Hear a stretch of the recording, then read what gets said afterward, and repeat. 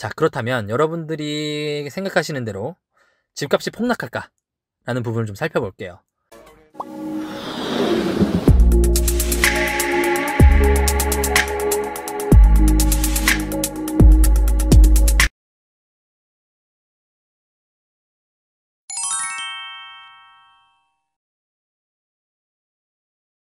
안녕하세요. 사마리아인입니다.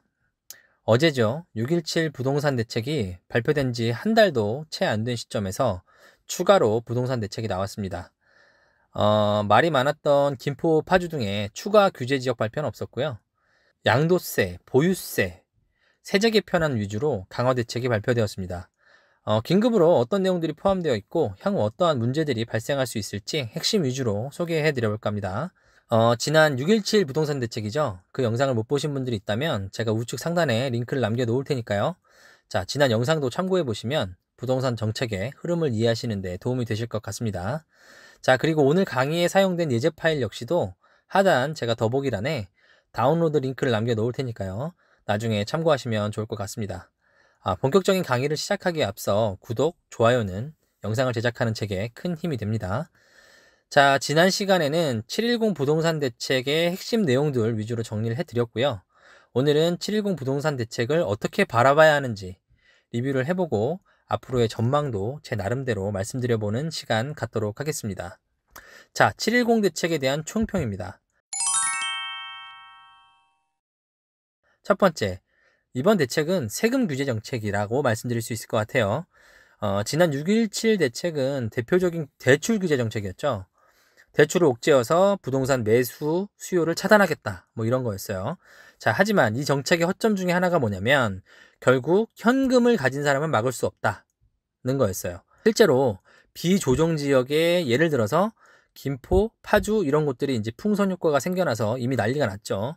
자, 두 번째로 현금을 가지고 대출 없이 전세를 끼고 매수하시는 분들은 규제할 방법이 없었어요. 근데 이번 7.10 대책에서는 세금을 가지고 이런 부분들을 좀 어느 정도 규제할 수 있을 거다라고 말씀드릴 수 있을 것 같아요.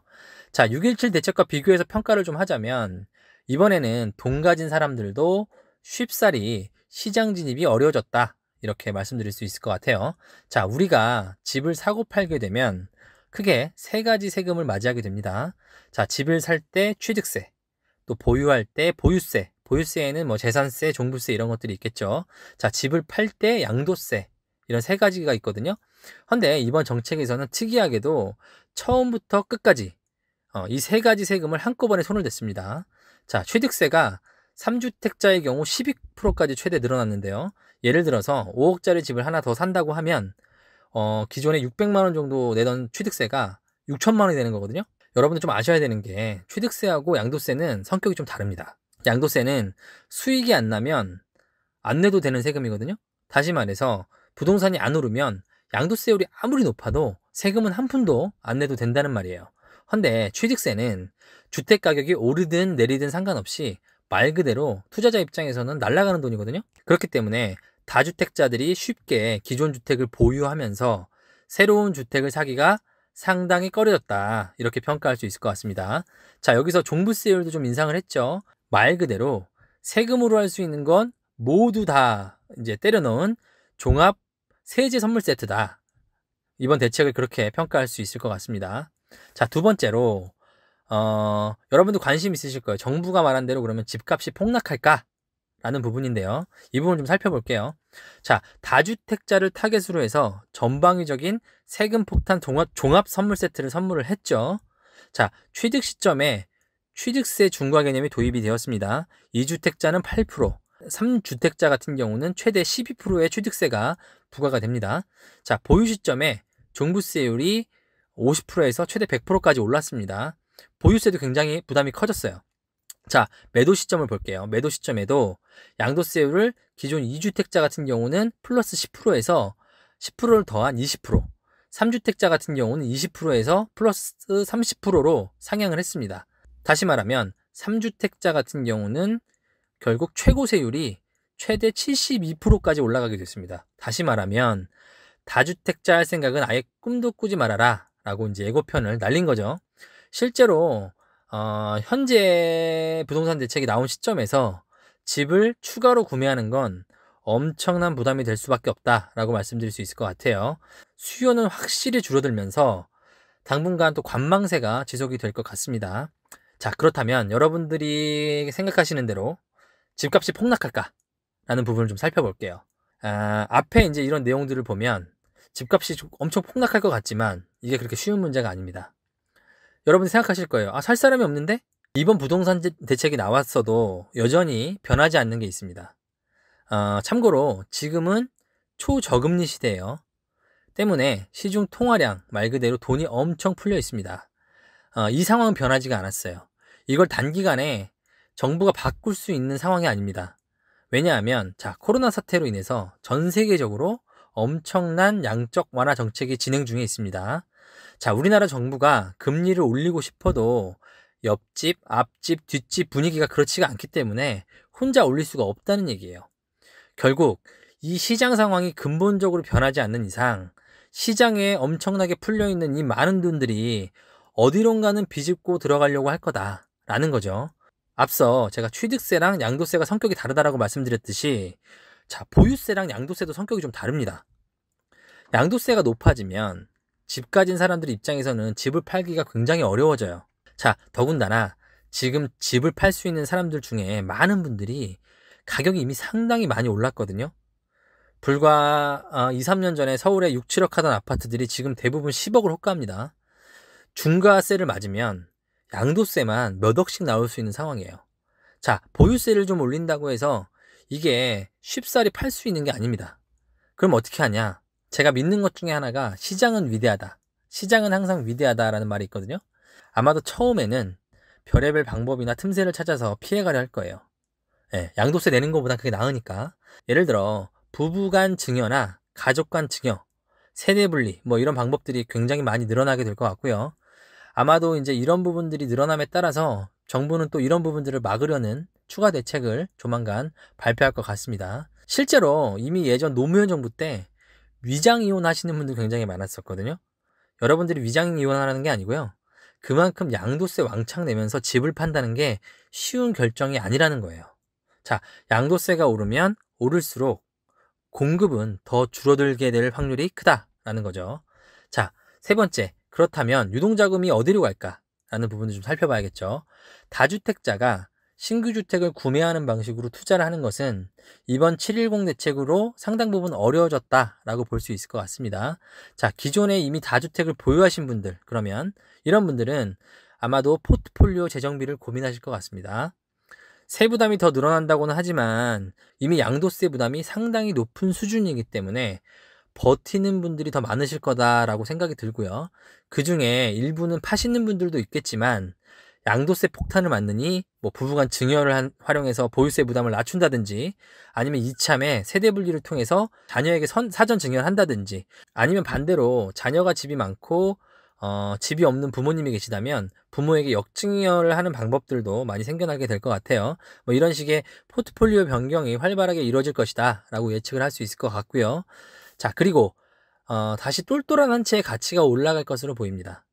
이번 대책에서 1가구 1주택 비과세 요건 강화 내용이 언급이 없었거든요. 결국 내가 한 채를 이리저리 옮겨 다니면서 일종의 더 좋은 주택, 더 고가 주택으로 옮겨 타는 방식의 투자는 여전히 유효하다라고 볼 수가 있죠. 그리고 마지막으로 재개발 시장에 대한 관심도 앞으로 좀 더 커질 것이다 라고 볼 수 있을 것 같아요. 어차피 단기 보유 주택에 대한 양도세 부담이 가중이 됐죠. 이제 단타는 좀 어려워요. 그리고 취득세 중과까지 되면서 단기 매매를 활용한 투자는 거의 차단이 됐다라고 봐도 될 것 같습니다. 그렇다면 이제 앞으로 남아있는 게 뭐냐? 중장기 투자로 전환이 될 텐데 아직 일반 주택에 대한 임대사업 등록은 유효하거든요. 결국 재개발 지역의 빌라나 다세대, 일반 주택을 사서 장기간 묻어주는 전략은 여전히 유효하다는 얘기가 됩니다. 현 정권 하에서 신규 주택 공급은 여전히 부족한 상황입니다. 그렇다면 유일한 틈새 전략으로 공부해볼 만한 포인트가 아닐까 싶습니다. 결론입니다. 이번 대책은 다주택자의 신규 투자 유입을 어느 정도 차단했다는 점에서 의미가 있는 정책이다.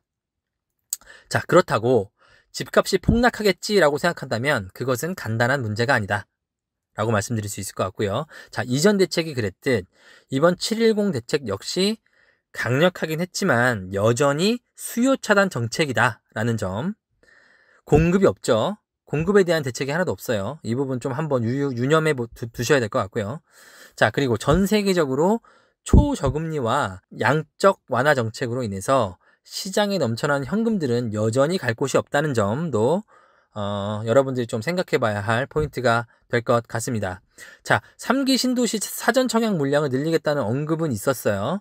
하지만 이건 어디까지나 현실과는 좀 동떨어진 먼 미래 얘기라는 점, 결국 공급 부족은 여전히 유효하다는 점을 여러분들도 감안해야 할 것 같습니다. 제가 생각하기에는 이번 정책 중에 그나마 좀 잘한 것 중에 하나의 포인트가 뭐냐면 양도세를 더 올리는 적용 시기를 내년 6월까지 유예기간을 좀 둔 거라고 생각이 듭니다.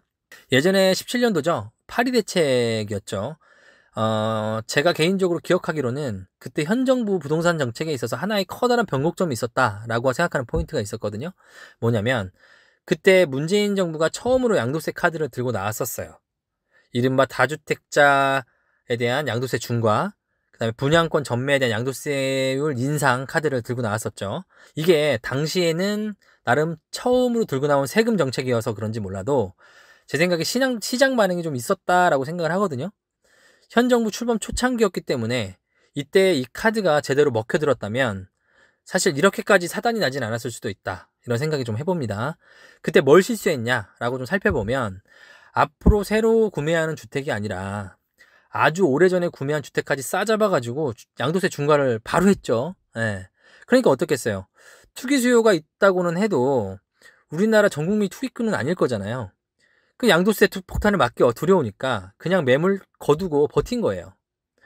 앞서 취득세랑 양도세가 성격이 다르다라고 말씀드렸듯이 보유세랑 양도세도 성격이 좀 다릅니다. 양도세가 높아지면 집 가진 사람들 입장에서는 집 팔기가 쉽지가 않아요. 자, 반대로 내 집 마련을 생각하고 있는 실수요자분들이라면 제 생각에는 내년 6월 이전에 나오는 매물들을 좀 노려보면 좋을 것 같습니다. 오히려 21년 6월이죠. 아마 양도세율이 더 올라가게 되면 제 생각에는 그 이후로는 더 심한 절벽이 올 확률도 크다라고 보여집니다. 또한 다주택자들의 신규 유입이 줄어들게 되면 당분간 전세가가 초강세 시장을 유지하게 될 확률도 크죠. 자, 여기서 포인트가 있죠. 자, 내 집을 보유한 분들의 부담도 커졌어요. 하지만 반대로 남의 집에 들어가 살아야 하는 사람들의 부담은 더 커졌다라고 볼 수 있습니다. 결국 무주택자분들이라면 당분간은 전세가에 대한 부담 역시도 커질 수 있다는 점, 이 부분도 내 집 마련을 한번 생각해 볼 타이밍이다라는 이유가 될 수 있을 것 같습니다. 자, 부동산 시장 추이를 유심히 살펴보면서 업데이트되는 상황도 자주 말씀드리도록 하겠습니다. 오늘 제가 준비한 영상은 여기까지고요. 총 2편에 걸쳐서 문재인 정부의 22번째 부동산 대책이죠. 710 부동산 대책의 이모저모에 대해서 분석해보는 시간을 가져봤습니다. 오늘 영상이 유익하셨다면 구독, 좋아요도 부탁드리겠습니다. 감사합니다.